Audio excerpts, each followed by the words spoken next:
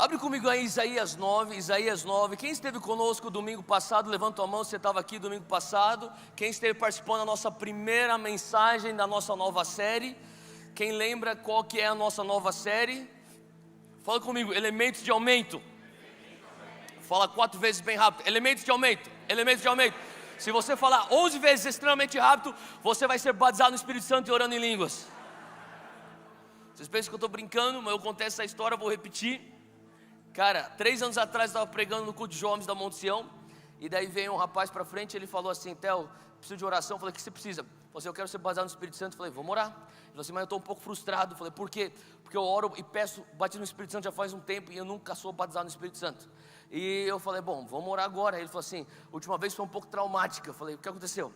Eu fui lá em um pastor que estava orando para mim, ele falou assim: ó, sabe o que você tem que fazer? Você tem que falar siriana lá na praia, siriana lá na praia, siriana lá na praia. E fala bem rápido, e daqui a pouco você vai estar orando em línguas. Eu falei: não, você está de brincadeira comigo. Ele falou: não, é verdade. Eu estou obviamente brincando sobre elementos de aumento, tá bom? Ou talvez não. Você nunca sabe o que Deus pode fazer. Quem ainda não foi batizado no Espírito Santo e quer ser batizado no Espírito Santo, levanta a mão. Amém. Eu quero te encorajar, você vir aqui no final do culto, a gente vai orar por você, você vai ser baseado no Espírito Santo. Eu faria isso agora, só que se eu fizer isso, a organização vai ficar muito brava comigo, porque daí vai bagunçar tudo. E eles têm uma apresentação do Puro Legado muito boa que a gente tem que mostrar. Mas eu também, eu sinto 2 coisas. Batismo no Espírito Santo, no final do culto, vem pra frente, a gente vai orar por você.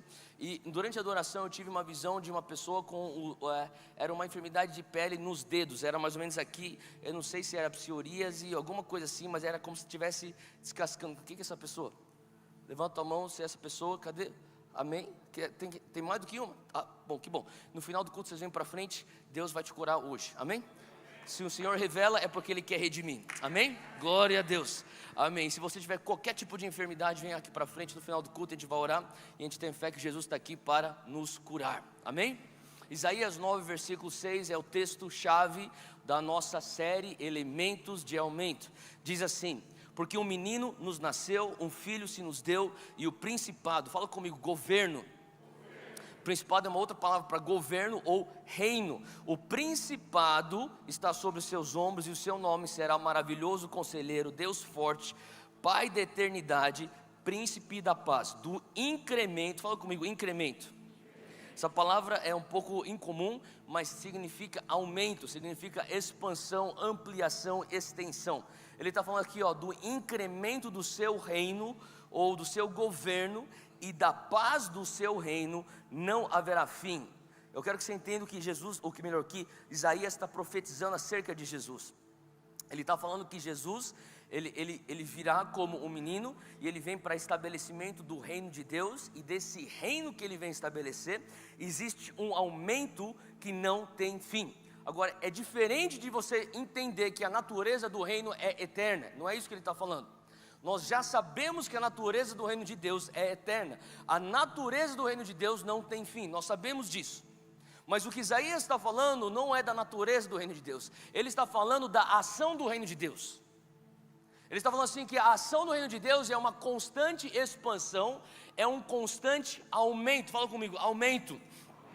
Quantos entendem que o reino de Deus está dentro de você? Amém? E o Senhor quer aumentar a vazão do reino dele dentro de você e através de você. E ele está falando assim: olha, quando o meu filho chegar, esse menino, Deus forte, todo poderoso, maravilhoso, conselheiro, todas aquelas as descrições do nosso Messias, ele fala assim, ó, ele vem para estabelecer um reino que não tem fim. Você lembra do teu almoço hoje? Você lembra do teu almoço hoje? Tá. Deixa eu falar uma coisa. Durante o teu almoço, enquanto você almoçava com a tua família, enquanto você almoçava com teus amigos, naquele momento o reino de Deus tinha um tamanho gigantesco. Hoje, nós estamos entrando aqui, praticamente nós estamos chegando aqui, são 8 horas da noite. Hoje, o reino de Deus está maior do que estava na hora do teu almoço. Amanhã, ele vai estar maior do que ele está hoje à noite. Por quê? O aumento do reino não tem fim. Não é só um reino que é eterno, o aumento desse reino também é eterno. Você faz parte de algo que não tem outra alternativa a não ser vencer e avançar. Cara, alguém me ajuda, amém? Amém. Cara, a gente está no time que vai ganhar. Glória a Deus, cara. Eu estou feliz, São Paulo ganhou hoje. Cara, é raro isso acontecer, cara, mas está acontecendo. Então hoje o meu time ganhou e o nosso time, o reino de Deus, vai sempre ganhar. Amém? Essa é a natureza da ação do reino. Não só a natureza do reino, mas da ação do reino. Agora, você tem que entender uma coisa.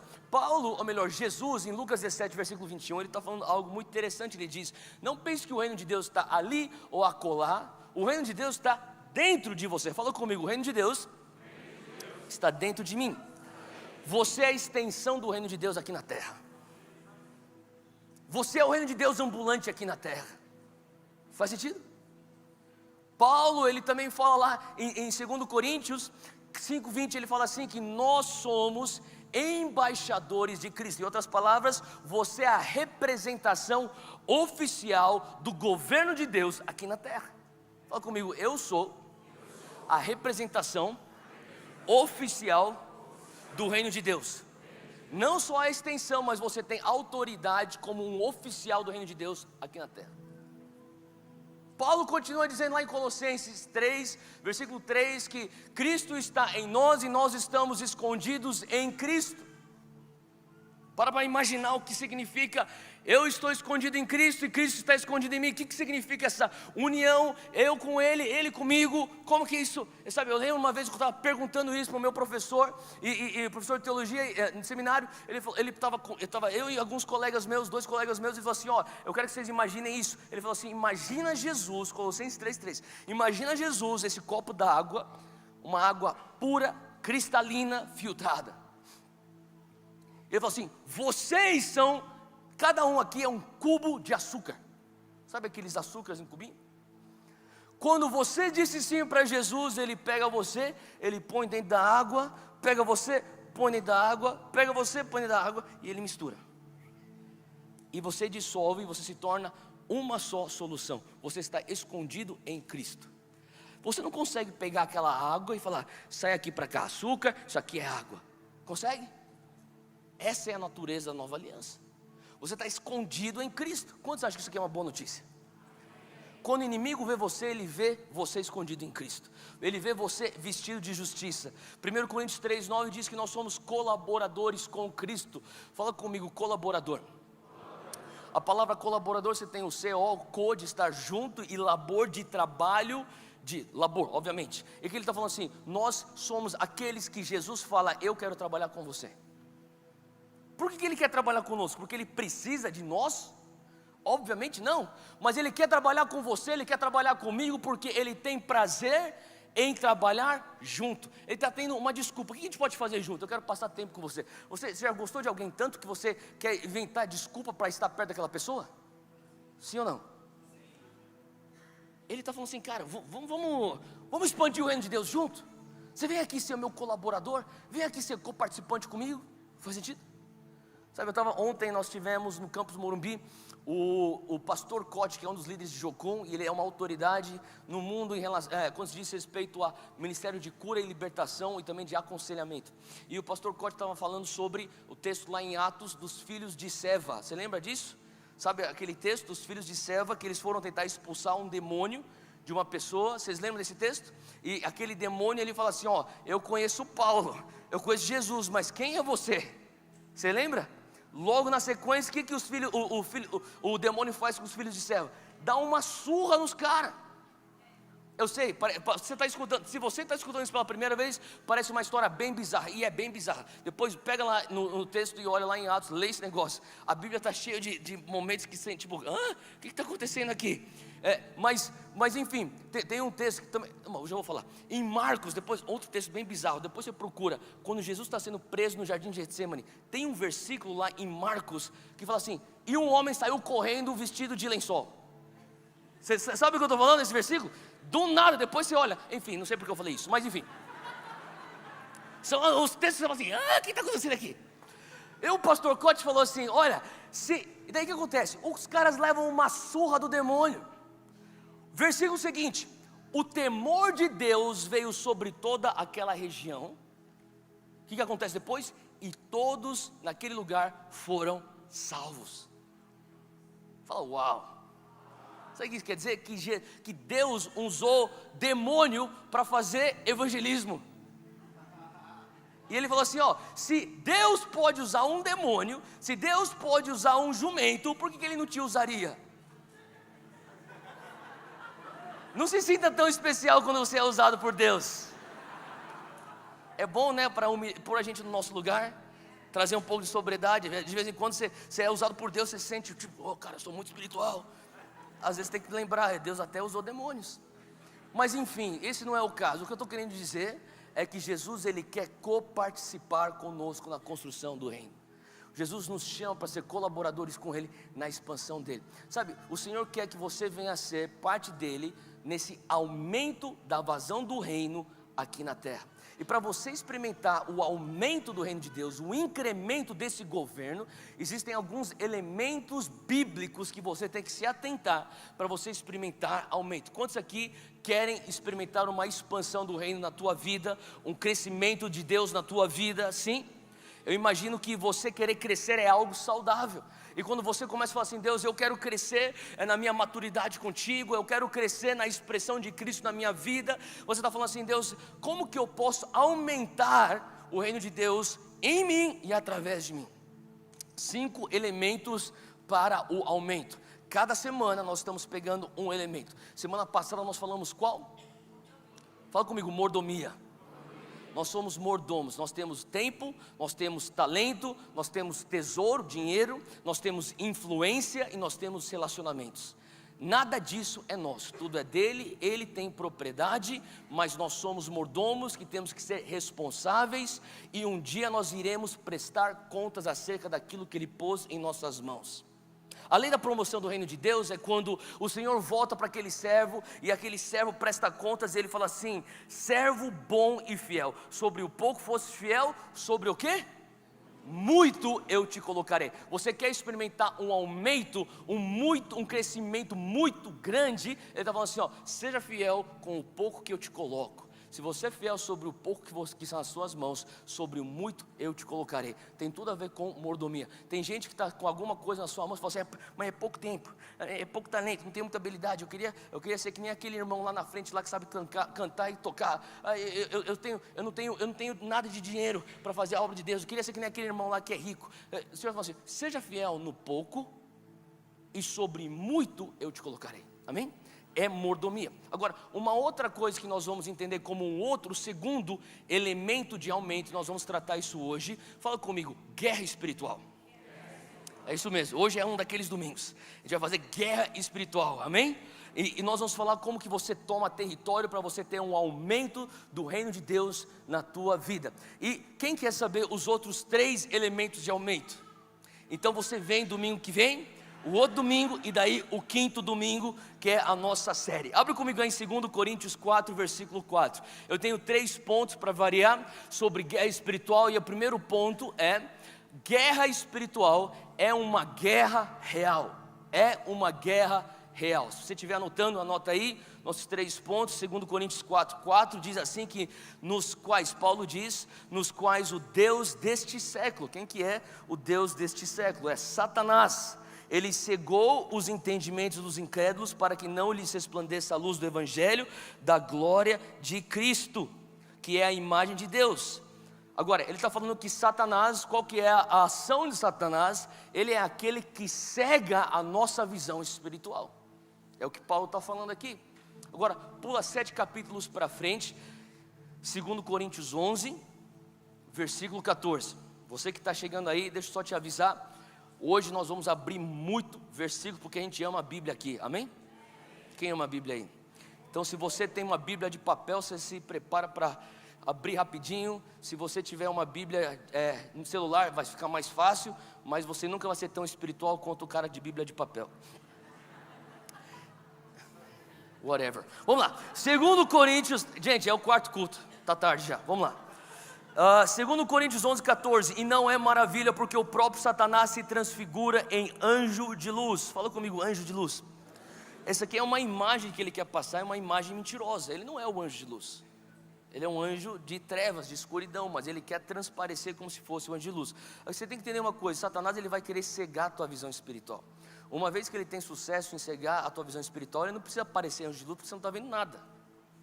Agora, quando você entende as artimanhas do inimigo, você tira, você arranca as escamas dos seus olhos espirituais, e você começa a entender que a guerra espiritual, na verdade, é mais real do que algo físico. Daí ele vai ter que te enganar de uma outra maneira. Agora ele vai falar assim: agora deixa eu fazer parecer que eu sou um anjo de luz. Agora, você tem que entender que nessas duas ações de Satanás, o que ele mais quer é mentir e te enganar. E a primeira batalha que você tem em guerra espiritual é você acreditar que é real.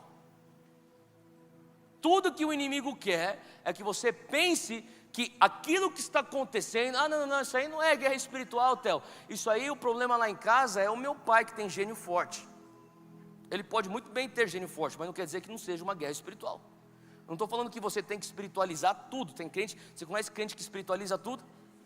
O cara trancou a chave dentro do carro, é o devorador. Sabe o que eu estou falando? O cara literalmente, ele esqueceu de amarrar o cardápio, tropeça. Você cai a pedra de tropeço que Satanás enviou aqui para mim. Tudo assim, sempre tem alguma explicação espiritual exagerada. Deixa eu te falar uma coisa: nós não estamos falando sobre um crente que espiritualiza tudo. Mas deixa eu te falar, sabe o que é pior que um crente que espiritualiza tudo? É um crente que não acredita no mundo espiritual. E entre esses dois, Satanás quer que você seja aquele que não acredita no mundo espiritual. E você pensa que pelo menos eu sou um lógico, eu sou um cara que sou guiado pela razão, pelo menos eu sou um cara mais equilibrado. Não, você está só cego. Faz sentido? Então, o que o Senhor está querendo nos ensinar com o povo dele? É entendermos o mundo espiritual. Obviamente nós temos que ter equilíbrio. Você tem que começar a discernir qual que é a raiz disso. Será que essa raiz é algo de Satanás? Será que é algo que está acontecendo no mundo espiritual que é de Deus? Ou será que é algo do homem? Sendo do homem, qual raiz? É psíquica? É almática? Qual que é essa raiz? Será que espiritualmente é uma maldição hereditária? E você vai fazendo diagnóstico. Mas é importante você, primeiro ponto, abrir seus olhos. Abra seus olhos e enxergue. Essa é uma guerra real. Agora você pode falar assim: tudo bem, Theo, eu sei que existe guerra espiritual, eu sei que existe essa coisa aí que o inimigo está querendo me atacar, mas deixa eu falar uma coisa: eu não quero fazer essas coisas de guerra. Eu não quero. Talvez você nem goste dessa coisa de guerra espiritual, mas infelizmente eu tenho que te falar que não importa, porque você já está numa guerra. O dia que você disse sim para Jesus, você se alistou numa guerra. A pessoa que nasce, vamos dizer, nos Estados Unidos ou no Reino Unido em 2003, não pode falar: é o seguinte, eu não acredito em terrorismo ou na guerra do terrorismo, vocês querem falar isso, beleza, é tua opinião, minha opinião é outra. Está acontecendo uma guerra, você com opinião a favor ou contra, acreditando ou não acreditando, existe uma guerra. E essa guerra está sendo travada, não no físico, não nessa terra, mas está sendo travada no espírito. Abre comigo em Gálatas 5, versículo 16. Isso aqui o apóstolo Paulo, ele fala uma coisa interessante, ele diz: eu digo, porém, andai no espírito. Fala comigo, no espírito. E não cumprireis a concupiscência ou a lascívia da carne, porque a carne cobiça. Alguns têm essa versão, a carne cobiça. Tem uma outra versão que é mais próxima do original, que diz: a carne guerreia. O que a carne está guerreando? Ela guerreia contra o espírito, e o espírito guerreia contra a carne, e esses dois se opõem um ao outro para que não façais o que quereis. Paulo está falando: tem momentos que eu quero fazer uma coisa que eu não devo fazer, mas eu faço. Tem momentos que eu tenho que fazer uma coisa que eu não quero fazer, e eu acabo não fazendo. Ele está descrevendo um clash interno. Agora, tudo bem, você pode falar: Theo, eu acredito, existe uma guerra espiritual, é mais real do que o mundo físico. O mundo espiritual dita, na verdade, o mundo físico só segue aquilo que já foi determinado no espiritual. E a próxima pergunta é: aonde está acontecendo essa guerra? Aonde está acontecendo essa guerra? Eu vou falar para você 3 campos de batalha, que são os campos, eu diria, de uma maneira geral, maior parte da guerra vai acontecer nesses 3 campos de batalha. O primeiro campo de batalha, fala comigo, o indivíduo. Fala assim, eu. Paulo está falando, eu tenho uma guerra interna. Eu tenho a minha carne contra o meu espírito contra a minha carne. Olha só o que ele diz lá no outro texto de 2 Coríntios 10. Abre comigo, 2 Coríntios 10, versículo 4. Paulo fala assim: as armas com as quais lutamos, elas não são humanas. Pelo contrário, elas são poderosas em Deus para destruir fortalezas. Agora, o que seriam essas fortalezas? Ela não está falando aqui sobre uma fortaleza física, um forte que é construído na praia, à espera de um navio que vem do inimigo, onde você vai bombardear aquele navio. Ele está falando sobre um outro tipo de fortaleza, porque a gente entra aqui na sequência do texto, a gente consegue entender pelo contexto. Ele diz, destruímos argumentos. Fala comigo, argumentos. Argumentos começam na tua mente. Amém? Não é verdade? E toda pretensão, arrogância. Aonde começa a arrogância? Não é na atitude. A atitude segue o pensamento arrogante. O pensamento que fala, eu sou superior a isso, eu sou superior àquela pessoa. O pensamento, ou melhor, a arrogância, ela tem seu início no seu pensamento. O argumento tem seu gênesis no pensamento, que se levanta contra todo conhecimento de Deus, e levamos cativo todo pensamento para torná-lo obediente a Cristo. Então, você tem que entender uma coisa, Paulo está falando assim, a guerra está acontecendo aqui dentro. A guerra está acontecendo aqui dentro. Como que você faz guerra, quando o campo de batalha é você mesmo? Ele estava assim, às vezes tem pensamentos, eu sou suscetível a isso constantemente. Eu imagino que você também é suscetível. Quantos de nós já não estamos, talvez você já teve um momento que você está andando, fazendo alguma coisa, de repente vem um pensamento completamente contra a natureza de Deus, destrutivo. Quem já experimentou isso? Eu estava algumas semanas atrás, lá em Fortaleza, entrando para ministrar numa conferência de bastante jovens lá, uns 2.000 jovens estavam nessa conferência lá da Igreja da Paz, lá em Fortaleza. Eu estou para entrar e de repente, quando eu estou prestes, o pregador, o pastor está me apresentando, eu estou prestes para entrar, de repente em pensamentos, o que você está fazendo aqui? Você não tem nada que falar? Você é um pecador. Você vai lá fazer o quê? Hipocrisia na frente de todo mundo? Quem garante que Deus vai se mover quando você começar a orar por cura? Na hora eu pensei, cara, de onde está vindo isso? Isso aqui é um ataque. O que eu fiz? Eu fiz exatamente o que Paulo nos ensina a fazer. Olha só o que ele fala aqui no versículo 5. Ele diz assim, tomamos ou levamos cativo todo pensamento. Eu prendi aquele pensamento, o que levanta que vai contra o conhecimento de Deus, e eu faço aquele pensamento ser obediente a Cristo. O que eu faço? Eu não aceito esse pensamento, eu vou sujeitar esse pensamento à verdade. Eu rejeito esse pensamento, eu declaro a verdade em cima disso. Eu tenho pecados, mas eu já fui perdoado, eu já confessei, já tive arrependimento, eu sou coberto e lavado pelo sangue de Jesus. Eu não estou aqui porque eu quero fazer isso aqui é a vontade de Deus na minha vida, Ele que está abrindo, eu estou sendo um bom mordomo, dando um passo de fé. A palavra de Deus fala que eu vou abrir a boca, Ele vai pôr as palavras na minha boca.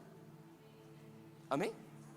Então você tem que começar a discernir quais são as mentiras que o inimigo está atacando lançando setas mentirosas que ele lança na tua mente, e você tem que ter palavra. É difícil deixa eu falar uma coisa, é difícil você guerrear se você não tem Bíblia dentro de você. Sabe, o cara que quer, eu acredito em guerra espiritual, eu estou sendo atacado, eu vou guerrear. Só que você não tem Bíblia, você não tem nada no teu arsenal. Faz sentido? Como que você guerreia? A palavra de Deus fala que a espada do Espírito é o quê? É a palavra de Deus. Como que Jesus guerreava? Ele rebatia com o quê? Com a palavra. Então, quando o inimigo vem com mentiras, você traz cativo aqueles pensamentos e sujeita aquilo ao quê? Através da palavra de Deus, você começa a declarar a palavra oposta àquilo. A verdade oposta à mentira. Faz sentido?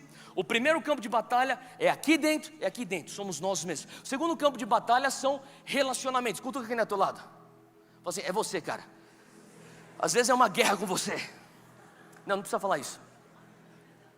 Mas acontece em relacionamentos. Seja a tua família, seja no teu casamento, seja você com teus filhos com os filhos com os pais, seja você no contexto de igreja, seja você dentro de um contexto de faculdade, seja você no teu trabalho. Eu falo para você, são pensamentos, são relacionamentos. Abre comigo aqui no texto de 2 Coríntios, Cantares 2. Abre lá comigo, Cantares 2, isso aqui é o rei Salomão. Olha só o que ele fala aqui, rei Salomão, ele diz algo, na verdade não é nem o rei Salomão que está falando isso aqui, ele está escrevendo que a sulamita, a mulher sulamita, ela está falando para o seu amado. A mulher sulamita representa a igreja, o seu amado representa Jesus. Existe esse romance entre eles dois, e naquele ápice do romance, olha só o que ela diz para o seu amado. Ela diz assim: apanhai-me as raposas, as raposinhas que fazem mal às vinhas, porque as nossas vinhas estão em flor. Ela está falando assim: as nossas vinhas, elas estão florescendo, elas estão vivendo o seu melhor momento. Cuidado, meu amado, com as raposinhas, para não estragar a coisa preciosa que nós temos aqui. O que eles tinham de precioso? Era um relacionamento. O que é que destrói relacionamentos? Fala comigo, as raposinhas. O que são as raposinhas? As raposinhas representam pequenas ofensas. A pessoa que, o que vai destruir meu relacionamento com alguém, essa pessoa cometeu um crime contra mim. Às vezes não leva nem isso, não vai nem chegar a isso. O que vai destruir um relacionamento é quando você permite pequenas ofensas acharem um lugar onde elas vão desenvolverem raízes de amargura, e a falta de perdão se torna uma brecha de legalidade para o inimigo vir com ataque. Faz sentido?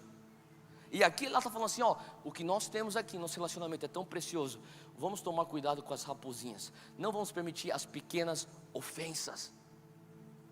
O que é isso? Talvez é aquele olhar atravessado que alguém deu para você, e você sai daquilo.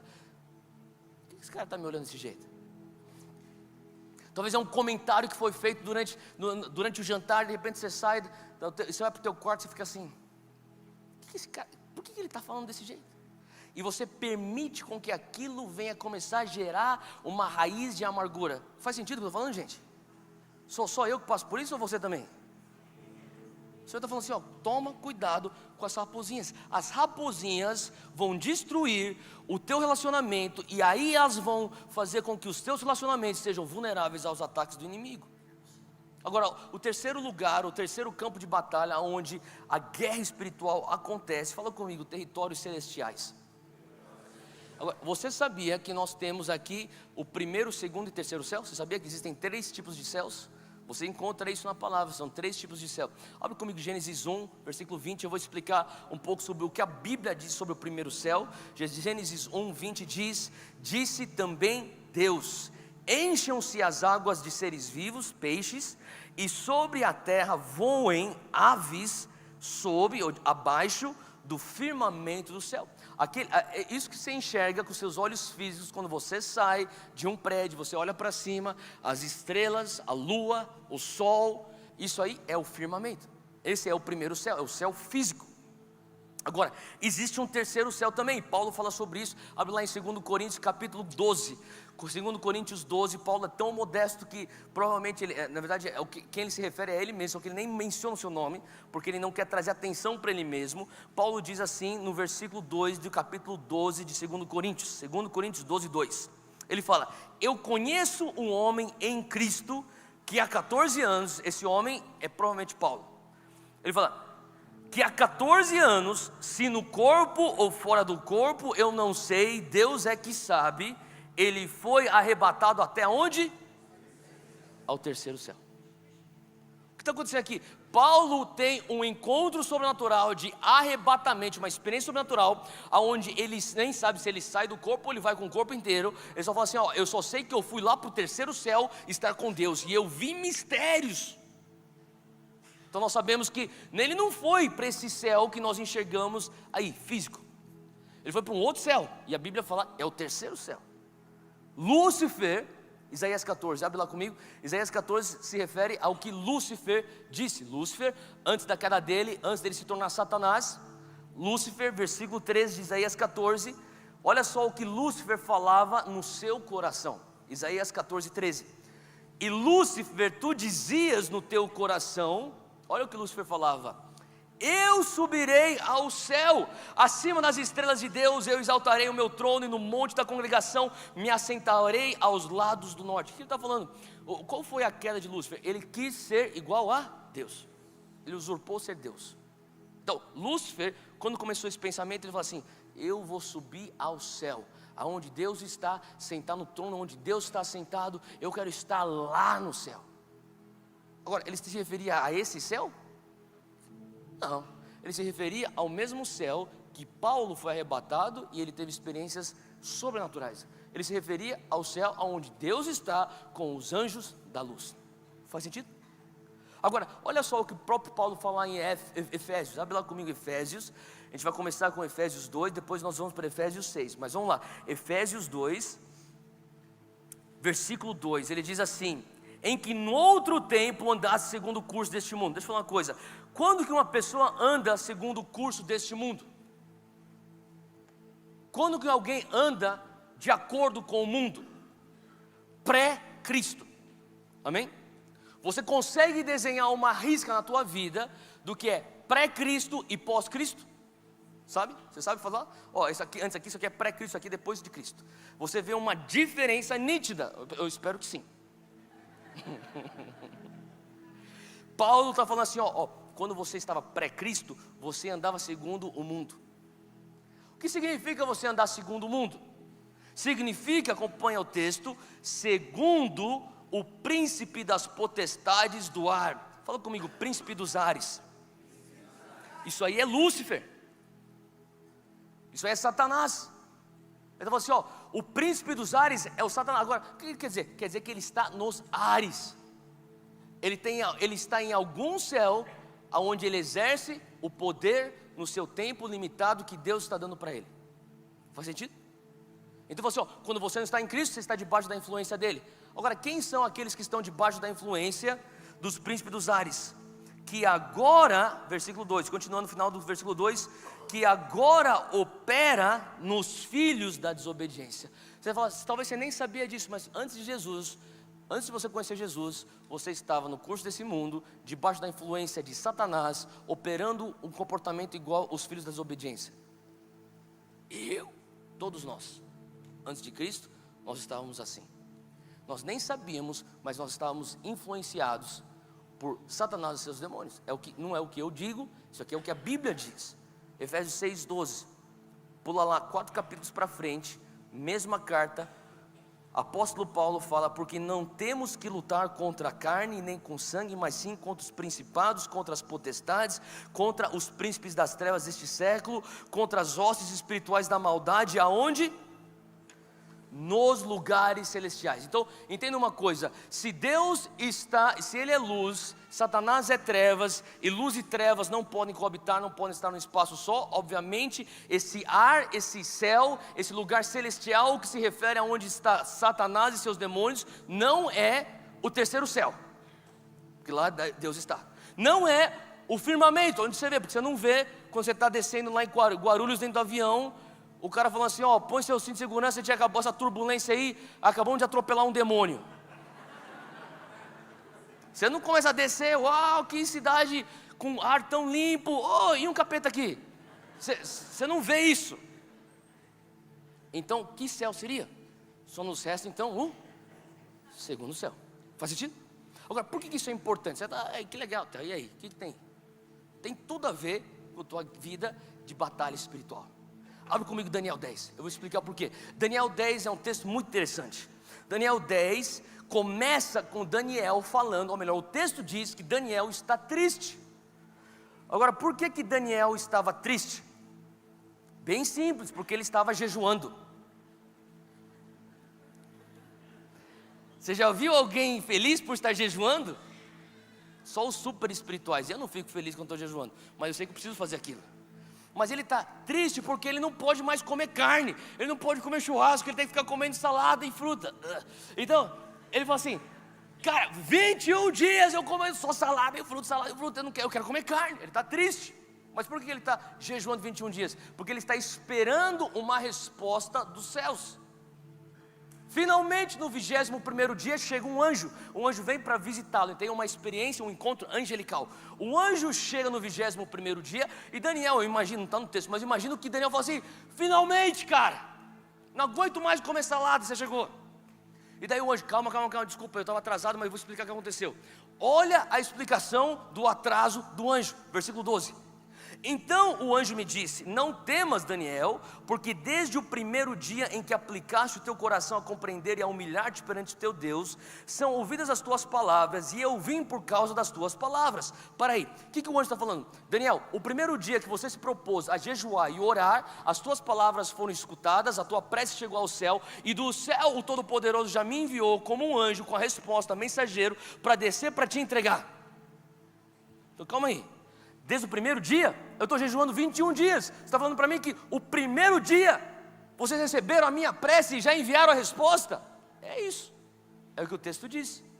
Mas continuando o texto, olha o que ele fala: mas o príncipe do reino da Pérsia. Você tem que entender o que é o reino da Pérsia. Isso aqui ele está falando sobre uma potestade que estava operando lá. Era um espírito babilônico de confusão. Faz sentido? Então ele está falando sobre um poder, um principado. Ele está falando assim, ó, existe então aqui, ele falou assim, ó, eu estava vindo com a tua resposta, mas o príncipe do reino da Pérsia, demônios, me resistiram 21 dias. Quer dizer, eu estava descendo, a tua oração aqui na terra, ela foi direcionada para o terceiro céu. Lá no terceiro céu foi recebida.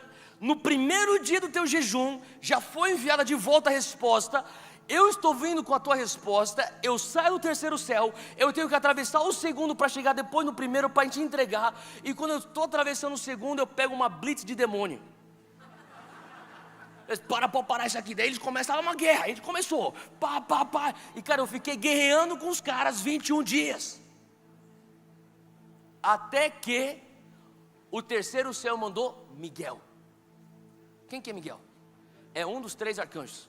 Você lembra? A palavra de Deus fala sobre 3 arcanjos. O primeiro arcanjo, ou melhor, um dos arcanjos que nós conhecemos é Gabriel. Ele, tudo que tem a ver com mensagem, com palavra, é o arcanjo Miguel que vai. Lembra que ele aparece para anunciar a vinda do Messias? Ele vem com a mensagem, as mensagens importantes, arcanjo Miguel. Agora, Miguel é o arcanjo da guerra. Ele vem para trazer libertação, ele vem para guerrear, trazer vitória. E o arcanjo, qualquer outro que caiu? Lúcifer. Ele era o arcanjo carregado de toda a adoração. Faz sentido?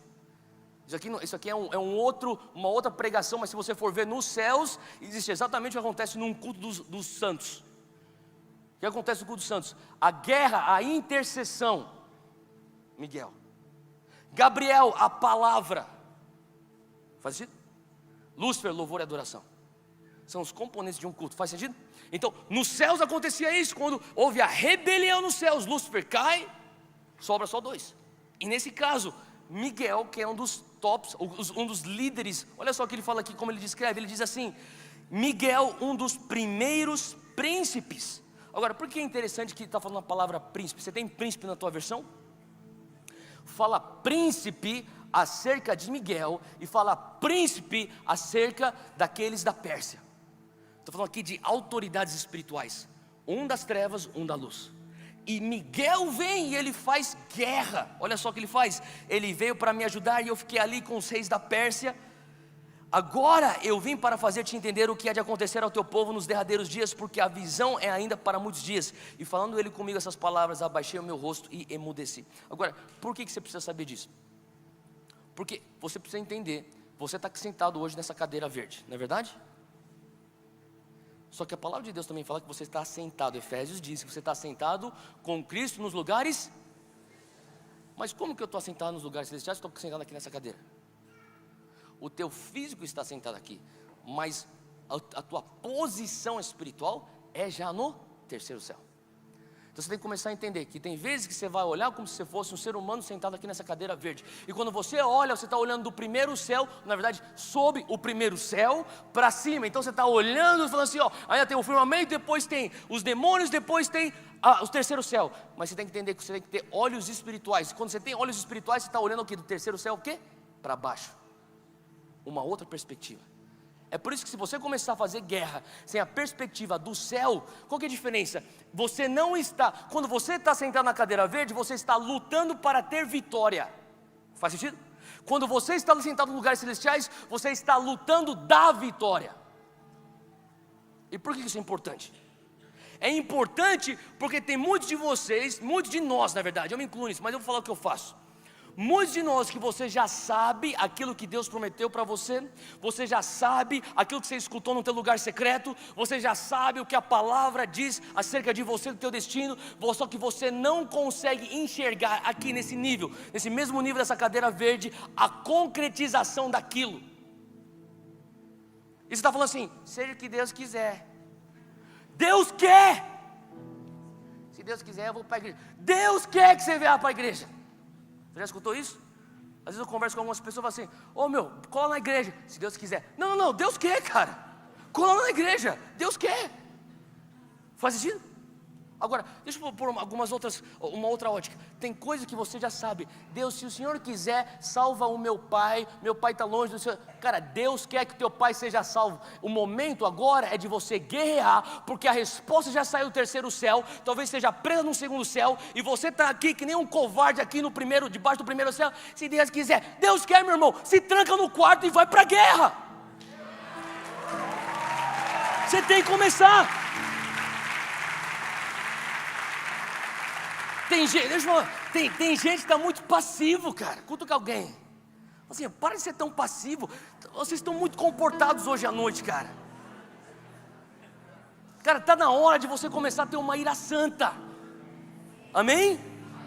Tem algumas coisas que você fala assim, eu não aceito o jeito que as coisas estão aqui em casa. O meu filho não vai ser assim. Isso aqui não é aquilo que o Senhor prometeu. O dia que Ele veio, aquelas profecias, aquelas palavras, eu não aceito isso. Tem alguns de vocês que começar a ter uma ira santa com o teu casamento. Eu não aceito esse casamento nessa crise agora. Eu declaro agora o reino de Deus invadindo minha casa. Eu não aceito a minha vida espiritual desse jeito. Cara, você tem que começar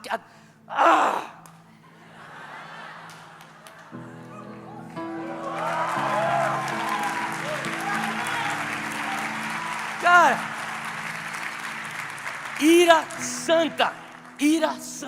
Às vezes é o melhor dom que Deus te dá no meio da guerra. Você tem que ter uma ira santa. Chega um momento que você fala assim, chega, cara, chega, agora eu me tranco nesse quarto, eu vou jejuar, me dá essa garrafa de água aqui, eu só saio daqui com essa vitória.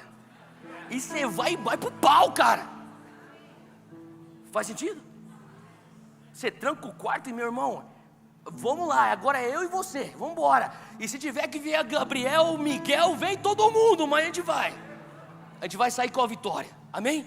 O povo de Deus tem que ser um povo que tem que ter um pouco mais sangue nos olhos. Você tem que olhar para o Brasil e falar assim, é impossível, cara, que 60 milhões de evangélicos e está nessa situação, cara, não é possível.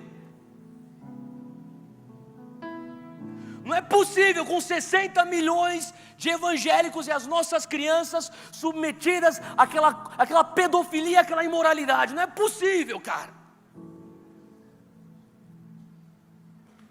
Não é possível que o meu filho vai crescer nesse Brasil. Faz sentido? Algum momento o Senhor tem que vir com uma indignação santa. Fala comigo agora. A guerra tem propósito. Sabe, Vietnã foi uma guerra onde trouxe tanta rebeldia, rebelião no meio da juventude da década de 60, porque muitos questionavam, por que eu estou indo para a guerra? Eu não sei o que eu estou fazendo, por que eu estou dando minha vida para algo? Às vezes talvez você até sei, Deus, o que eu estou fazendo nessa guerra? Hoje eu quero falar para você, por que você está nessa guerra? João 10,10 diz assim que o inimigo vem para matar, roubar e destruir. Mas eu vim, Jesus está falando, eu vim para que você tenha vida e vida em abundância.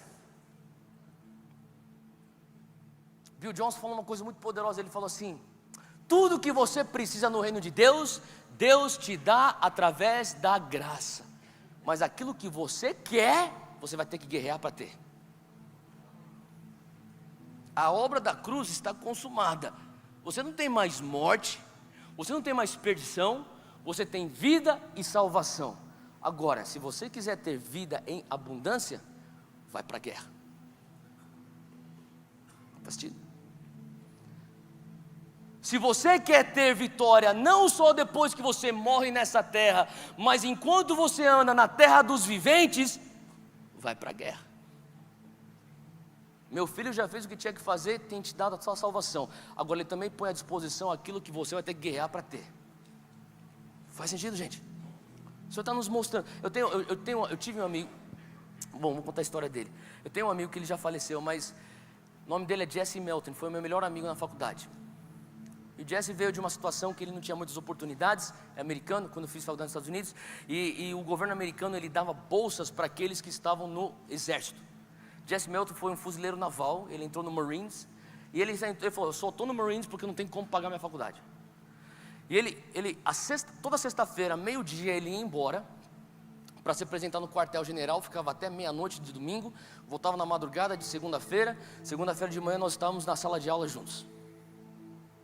E Jesse foi um cara, por 2 anos nós estudamos juntos, até chegar então 11 de setembro.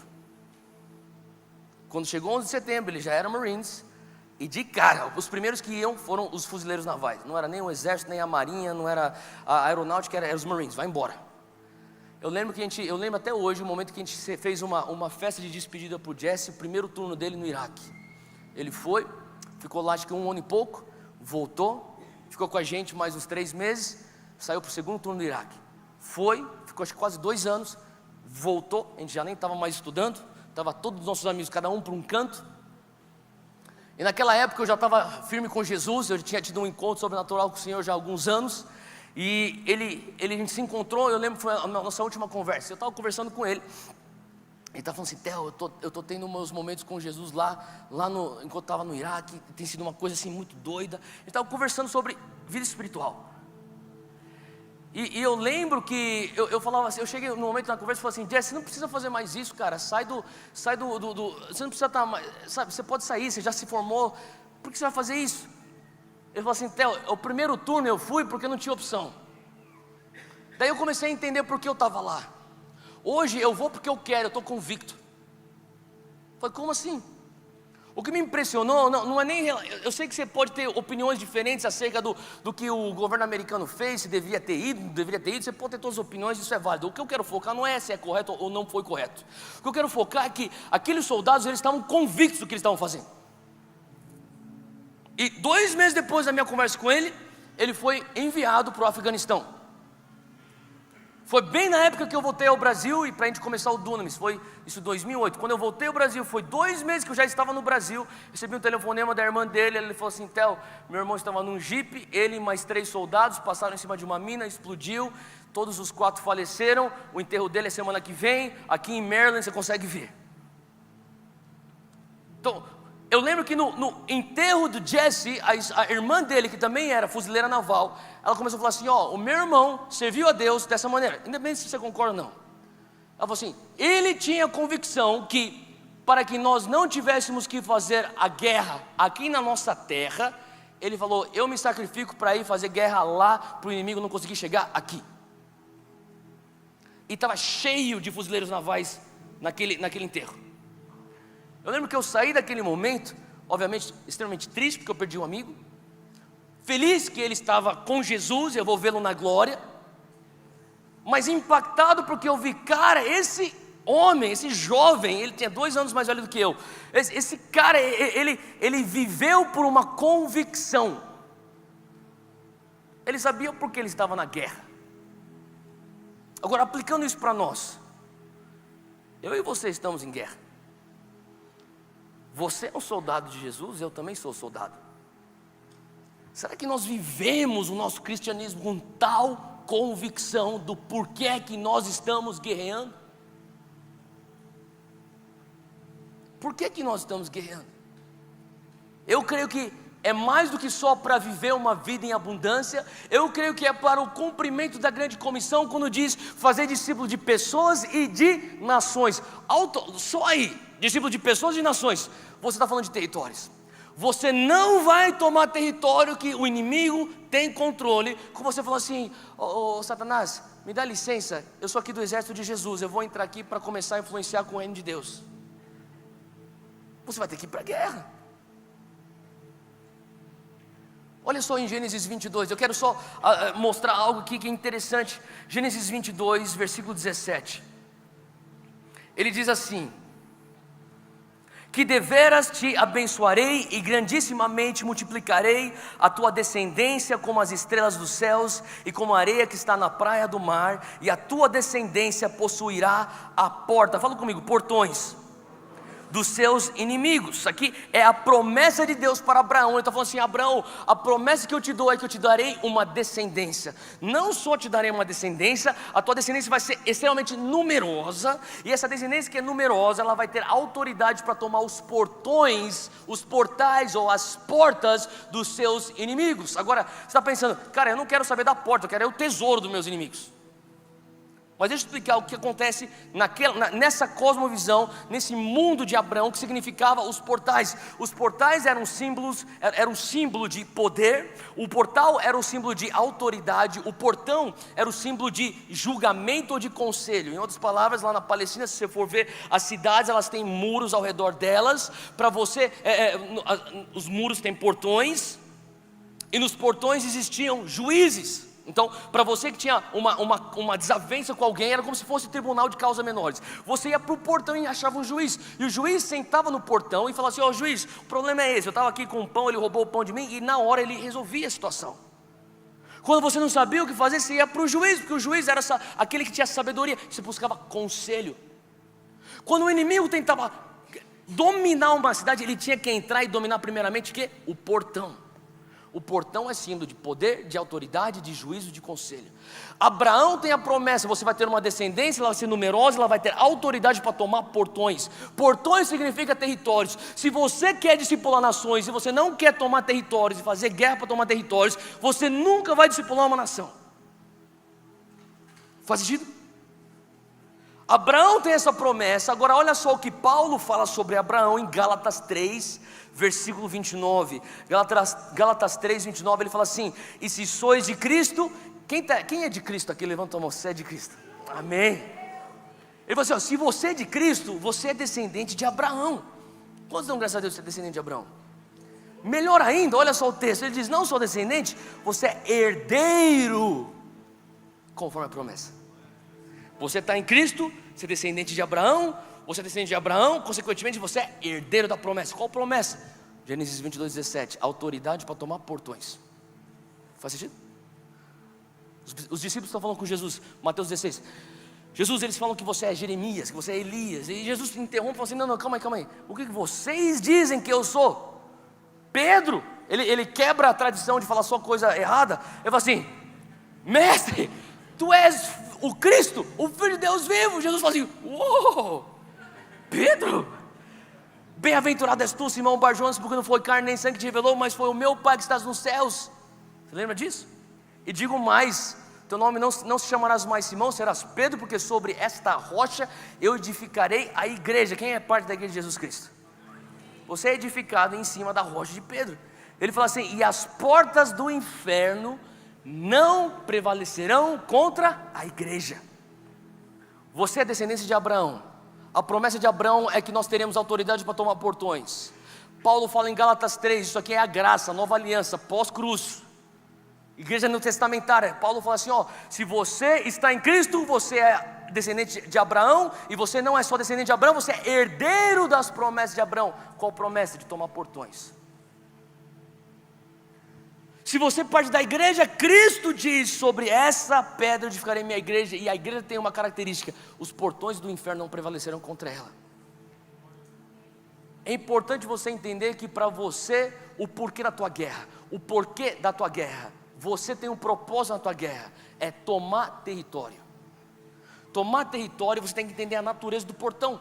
Tem portões que você tem que tomar, deixa eu falar, que você tem que encarar. E quando a gente fala sobre isso, seja você da esfera da educação, eu sei que tem alguns professores, reitores aqui, seja você da esfera da família, talvez seja um psicólogo, ou seja um assistente social, você trabalha com família, talvez seja da esfera da comunicação ou da publicidade, tem pessoas que estão aqui, jornalistas ou publicitários, seja do mundo do business ou do mundo da política, seja qual for a esfera onde você está atuando hoje e discipulando a nação.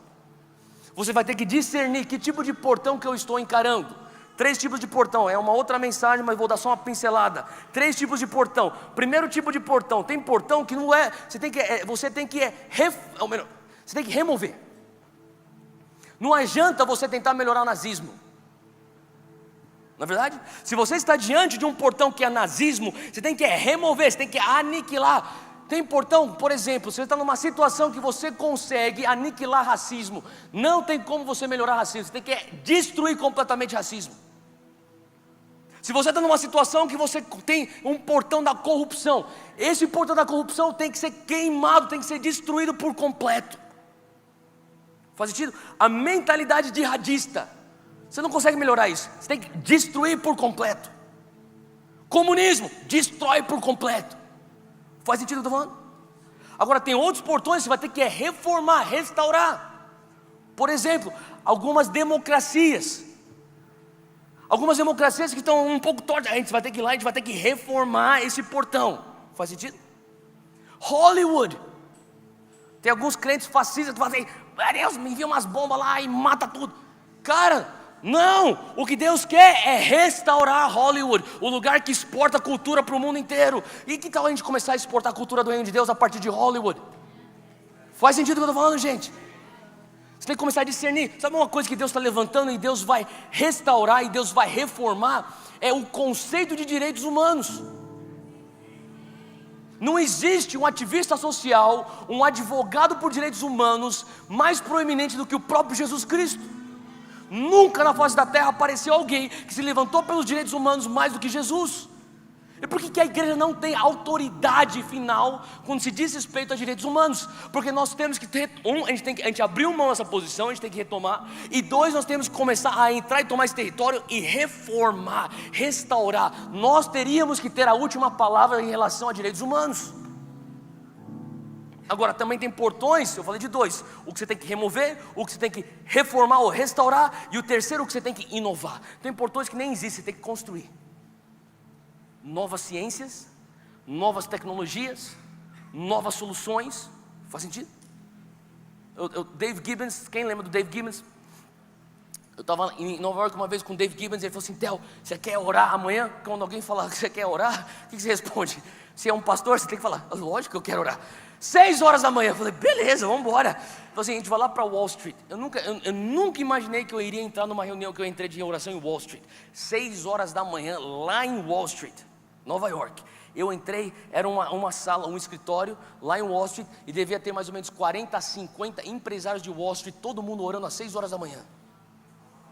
A gente ficou das 6 às 7h30 orando. Deu 7h30, a gente parou, a gente foi tomar café. Eu vi uns caras um pouco mais jovens, eu fui conversar com eles. Eles começaram a falar assim: cara, nós 4 aqui, nós estamos com uma startup, nós estamos começando algo. Eu falei: cara, que da hora, vocês vêm aqui sempre, essa reunião se chama Legends. Vocês vêm sempre aqui pro Legends, toda quinta-feira, às 6 horas da manhã. Eu falei: cara, a gente vem aqui pro Legends e também a gente ora também terça-feira às 6 horas da manhã. A gente ora sexta-feira às 6 horas da manhã. Eu falei: caramba, vocês estão orando bastante. Você sabe por quê? Ele falou assim: nós somos uma startup, mas nós acreditamos que não tem um ser mais criativo que o nosso Deus, Criador dos céus e da terra. E nós queremos a criatividade do nosso céu, do nosso Deus, para que nós venhamos então a começar a gerir a nossa empresa e construir e inovar com a criatividade dos céus, porque nós cremos que Ele pode nos dar, olha só o que eles falaram, nós cremos que Ele pode nos dar uma ideia bilionária para nós financiarmos o movimento missionário para dentro da janela 1040. Cara, que propósito extremamente alto e digno. Concorda comigo? Eles entenderam, nosso portão é inovação. Qual o portão que você está encarando? Qual o território que você tem que tomar? Isso traz um porquê da tua batalha espiritual. E por final, fala comigo, é uma guerra estratégica. Efésios 6:10, eu vou terminar com esse texto aqui, é o nosso último texto. Efésios 6:10 diz assim: no demais, irmãos meus, fortalecei-vos no Senhor e na força do seu poder, revesti-vos de toda a armadura de Deus. Fala comigo, toda a armadura, para que possais estar firmes contra as astutas ciladas do inimigo, porque não temos que lutar contra a carne nem sangue, mas contra os principados, contra as potestades, contra os príncipes das trevas deste século, contra as hostes espirituais da maldade nos lugares celestiais. O que ele está falando? Você não está numa guerra que é carne e sangue. Você não vai vencer essa guerra com um fuzil. Você não vai vencer essa guerra com um colete à prova de balas. Não é esse tipo de guerra. Você tem que entender a natureza da guerra. E você entendendo a natureza da guerra, você vai ter que entender a natureza do teu arsenal. Eu lembro mais ou menos eram uns 3 anos depois que eu tive um encontro que mudou minha vida com Jesus. Eu morava ainda fora, mas eu vim visitar São Paulo, a minha família e tudo. E eu estava lá na igreja, na Monte Sião, cresci aqui na Monte Sião, estava lá na Monte Sião, e minha mãe era muito amiga de uns pastores lá de Goiás, estavam experimentando um mover de Deus incrível, só alguns anos atrás. E um deles falou assim: Sara, traz o teu filho, manda o teu filho para cá, para ele ver aqui o que Deus está fazendo com os jovens. Deus está fazendo um mover incrível com os jovens. Você não quer ir lá? Eu falei: eu vou, vamos lá. Ele falou assim: Theo, vem cá, é um retiro, vai ser bem legal, você vai gostar dos jovens lá, o retiro dos jovens lá da igreja. Eu falei: beleza, vou levar uns amigos também. Levei 2 amigos meus da igreja também, daqui da Monte Sião, e um deles era um cara assim, mais esquentadinho, sabe? Um cara mais pavio curto, acredite se quiser, eu não era o pavio curto da turma, era esse cara. Vambora, a gente foi junto. Chegou lá, a gente pensou que era um retiro de jovens. Na verdade, era um retiro de jovens, só que era aquele encontro com Deus, sabe o que eu estou falando? Era tipo, você faz um encontro que daí os caras, é como se fosse assim, os caras estão fazendo assim, a limpa na tua vida inteira. E a gente está lá, que legal, estamos lá, de repente chega o culto lá da libertação. É o culto da libertação, você sabe como que é, né? E daí tem aquela grande renúncia, sabe a grande renúncia? Fica tranquilo que a gente não vai fazer a grande renúncia hoje, você tá tranquilo. E você começa a falar assim: eu renuncio, me envolvimento com uma. Ele fala: repita tudo o que ele está falando. Mas eu nunca me envolvi com isso. Cara, era tanto capeta, assim, todo tipo de diabo. Eu falei: caramba, não sabia que eles existiam tantos assim. Mas eu renuncio, esse tal de diabo, esse tal de demônio, esse tal de demônio, esse tal de demônio. Estava falando: renuncio. No meio disso tudo, eu e esses 2 meus amigos aqui, no meio desse tudo, começou um rebuliço lá atrás. Daí você já começa, umas cadeiras voando. Eita, cara, o que está acontecendo aqui? Era uma manifestação demoníaca. E obviamente você fica tipo: meu Deus, o que aconteceu, cara? E daí os caras: olha para cá, continua comigo, eu renuncio. O pau quebrando lá atrás. E cara, você tipo: eu quero assistir isso aqui é entretenedor. Fala a verdade, impressiona. Vai falar aqui: por que você acha que eles põem essas coisas na madrugada na Record? É a única coisa que mantém o cara acordado assistindo, tipo, E eu lá tipo: eu não sei, eu tentando renunciar as coisas, olhando pro cara, e o cara lá com a cadeira, Cara, daí de repente, cara, começou vários se manifestar, e os caras tentando, tinha um que estava tentando sair pela janela, e os caras, tinha um obreiro: volta aqui, cara. O pastor perdeu o controle, cara. Ele chegou, ele olhou pra mim e falou assim, ele viu que os líderes dele não estavam dando conta, que era muita gente endemoniada. Ele falou assim: ô Theo, pega aí vocês são da Monte Sião, vocês devem fazer alguma coisa aqui, daí, ajuda aí. Ei, os meus amigos, a gente falou: vambora, cada um pega um aí. Eu fui lá num aí, eu falei: pá, em nome de Jesus. E eu comecei, eu tô lá, fazendo libertação nesse cara, e daí eu começo a escutar um rebuliço acima do normal. Cara, é tipo uma coisa tipo, daí eu olho pro meu lado, era meu amigo, aquele cara que tem pavio curto, um pouco esquentado. E ele tá, tem um cara manifestando demônio, o cara tá no chão. E ele tá segurando o cara pelo colarinho. Ele tá falando assim: sai daí, seu desgraçado! Você tá maluco? Sai daí, meu! Eu tô assim, tipo, com a mão na cabeça, assim, em nome de Jesus, Você tá maluco, cara? O que você tá fazendo, cara? Ele ficou me olhando. Eu falei: meu irmão, isso aí funciona na rua. Aqui não, é uma outra guerra. Você tem que entender a natureza da guerra, faz sentido? Toda vez que eu leio esse texto, eu lembro desse meu amigo. Olha só o que está escrito aqui no texto, versículo 13. Portanto, tomai toda a armadura de Deus. Fala comigo: toda a armadura. É a segunda vez que Paulo faz essa menção de toda a armadura. Obviamente deve ser importante, para que possais resistir no dia do mal, e havendo feito tudo, ficar firmes. Agora do 14 até o 17, ele começa a citar a armadura de Deus. Ele fala sobre, depois você lê com calma, o cinto da verdade. Paulo está escrevendo isso, ele está preso na cadeia, ele está olhando para um soldado romano que está o guardando. E ele começa a entender, ele começa a olhar para a armadura do soldado romano. Ele sabia que a primeira coisa que um soldado romano faz quando ele veste a armadura é pôr o cinto. Por quê? Porque do cinto ele consegue encaixar o restante da armadura. A espada, as outras coisas que ele vai encaixando, tudo linkando a couraça, tudo é no cinto. Começo, a primeira coisa, ele fala aqui, o cinto da verdade. Paulo é estratégico quando ele escreve sobre a armadura de Deus. Ele está falando assim, primeiro ponto, você quer fazer guerra, você não consegue nada contra a verdade. O pai da mentira é Lúcifer, Satanás.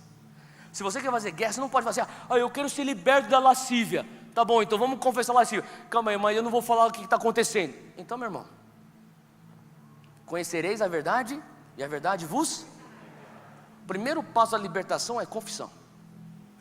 É você se apropriar da verdade.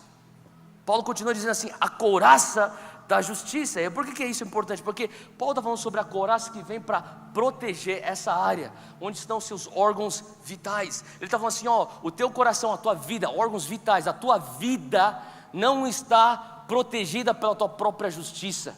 Não são tuas obras que te garantem vida eterna, é a minha justiça, a couraça da justiça. Faz sentido? Ele continua dizendo, ele fala assim, calçando as sandálias do Evangelho da Paz. É uma atitude de prontidão ao id.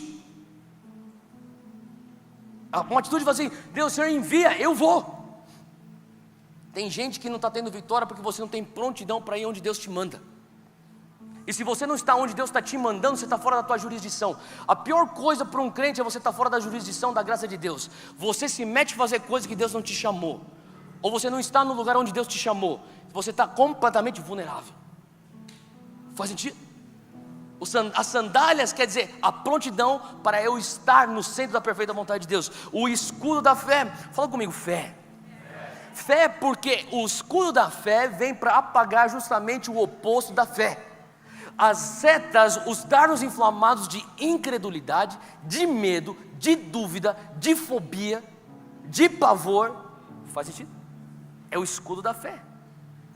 Eu sinto medo. Aí que está o problema, você está sentindo demais.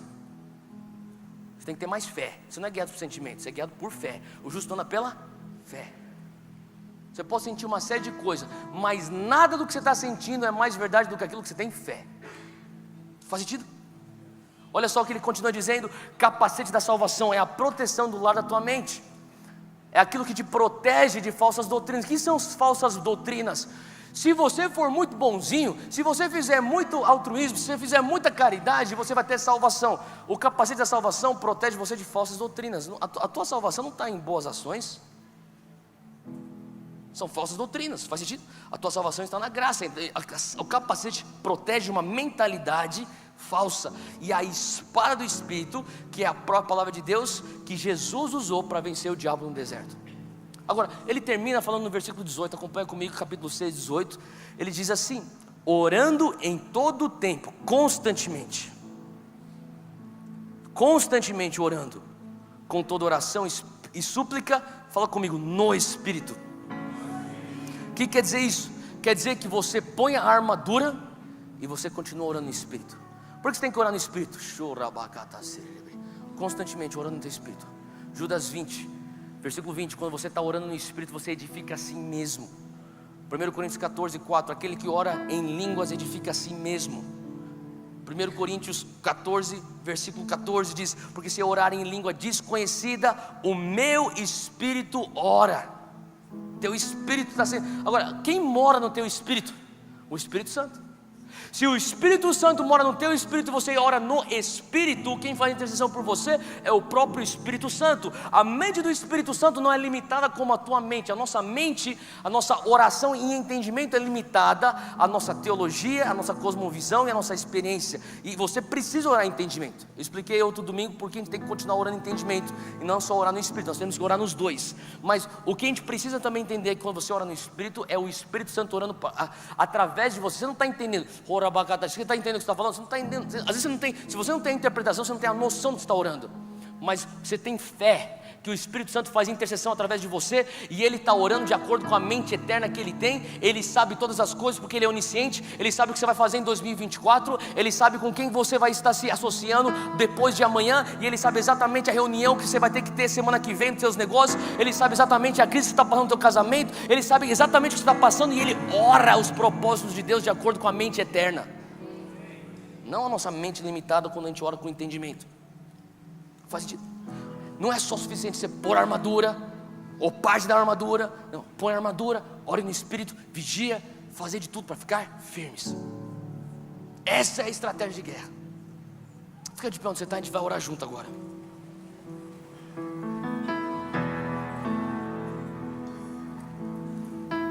pessoas perguntam: Theo, como que você põe a armadura de Deus? Hoje a gente vai fazer esse exercício de como se você concordar, eu gostaria que você fizesse isso. A gente vai fazer um exercício de como a gente põe a armadura de Deus. É como eu ponho. Eu não faço todos os dias, eu deveria fazer isso todos os dias, mas nos momentos que eu sinto que eu estou entrando numa situação crítica, ou um ambiente hostil, eu começo a orar da seguinte maneira. Eu queria que você orasse também junto comigo. A gente vai fazer atos físicos. Eu faço atos físicos, eu falo assim: Deus, eu ponho o cinto da verdade. Eu faço atos físicos, porque isso me ajuda a visualizar uma verdade espiritual. Faz sentido? Se alguém está olhando você fazendo isso, o cara está pirado, está louco. Cara, eu tô nem aí para isso, cara. Eu quero ganhar minha guerra. Eu faço o que eu preciso para ganhar minha guerra. Então, eu quero falar para você, sabe? Às vezes você tem que fazer uma coisa física para ligar e conectar com uma verdade espiritual. Então, onde você está, fecha os teus olhos. E a gente vai orar, a gente vai botar a nossa armadura, a armadura de Deus. Pai, muito obrigado, Deus. Te agradecemos, Senhor Deus, por cada soldado teu, cada filho teu, cada filha tua que está hoje aqui alistado no seu exército. Nós nascemos para dentro de uma guerra e nós não seremos vítimas, seremos vitoriosos, Pai, porque o Senhor nos dá graça. Senhor Deus, a guerra que acontece na nossa mente, na nossa alma, nós queremos ter vitória. A guerra que acontece nos nossos relacionamentos, nós queremos ter vitória, Senhor Deus. A guerra que acontece nas regiões celestiais, nós queremos ter vitória, Senhor Deus. Pai, nós estamos convictos do porquê nós estamos guerreando. Nós guerreamos para ter um andar vitorioso, e nós guerreamos para tomar territórios, tomar portões e estabelecer o teu reino, expandir o teu reino. E neste momento, Deus, nós tomamos toda a armadura de Deus. Nós tomamos toda a armadura de Deus. Aonde você está agora, vem fazendo isso junto comigo. Agora comece a falar assim: Deus, eu ponho e eu visto o cinto da verdade. Eu visto o cinto da verdade. A tua palavra diz que nada podemos contra a verdade. Pai, o Senhor é a verdade. A falta de verdade é legalidade para o inimigo, e eu não dou brecha. Eu estou cingido com a tua verdade. Põe a couraça da justiça. Deus, eu ponho a couraça da justiça.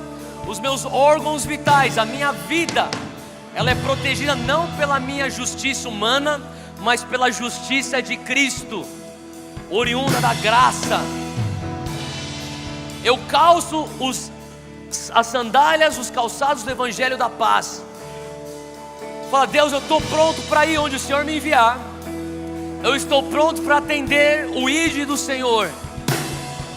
O único lugar que eu quero estar é no centro da tua perfeita vontade. Eu não quero ficar quando o Senhor fala para ir, e eu não quero ir quando o Senhor fala para ficar. Eu quero estar pronto para me mover de acordo com tua nuvem. Teu braço esquerdo, pega o teu braço esquerdo e levanta e fala assim: Deus, eu tomo agora o escudo da fé, com o qual eu posso apagar todos os dardos inflamados do inimigo. O inimigo pode vir com as setas de medo, o inimigo pode vir com setas de dúvida, incredulidade, questionamentos. Eu apago isso, porque eu não sou movido por sentimentos, eu sou movido pela fé. Senhor Deus, nós tomamos agora o capacete da salvação. Toma o capacete da salvação, e eu protejo a mente. Eu acredito, a tua palavra diz que eu já tenho a mente de Cristo, e eu protejo a minha mente de falsas doutrinas. Tua mão direita, levanta bem alto. Deus, eu tomo agora a espada do Espírito. A espada do Espírito, que é a tua palavra. Eu faço guerra declarando a tua palavra, não com as armas terrenas, mas com as armas espirituais. E eu oro no Espírito, e eu fico pronto, e eu vigio para ter a tua vitória, seja no indivíduo, seja nos relacionamentos, seja nos lugares celestiais, para a honra e glória do teu nome, em nome de Jesus. Amém. Amém.